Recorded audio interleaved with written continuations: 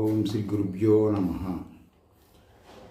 దశ వీర భైరవ 10 రకములైన మంత్రములతో ఉండే భైరవుడు.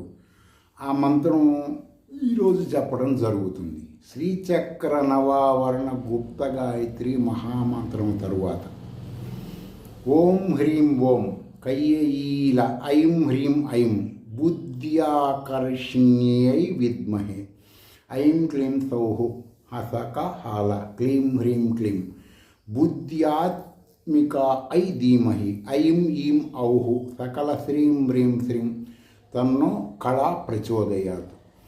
ఇది శ్రీచక్ర నవావరణ గుప్త గాయత్రి మహామంత్రం.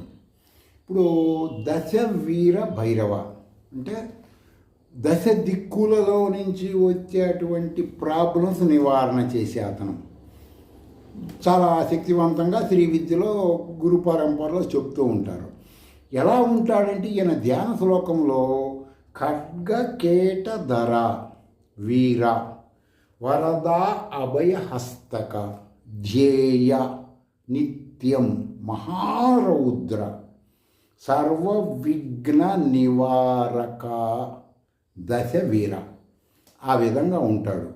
మంత్రం ఎలా ఉంటుందండి? ఆ మంత్రం అంటే ఓం ఐం హ్రీం శ్రీం శ్రీ విద్యాపరంగానే చెప్పాలి కాబట్టి హ్రీం శ్రీం ఫం ఫాం ఫీం సృష్టి వీర భైరవ మమ రక్ష రక్ష స్వాహ.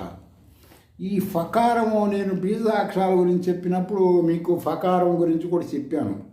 ఫకారం అంటే పాశుపత బీజము అంటారు కొన్ని గురు పరంపరలో శ్రీ విద్యలో. తర్వాత వచ్చేసి ఫం అన్నప్పుడు ఏమని శబ్దం వస్తుందంటే ఫాకి కింద గీతలాగా పెడతారు, ఫం అని ఒత్తి పలకాలి.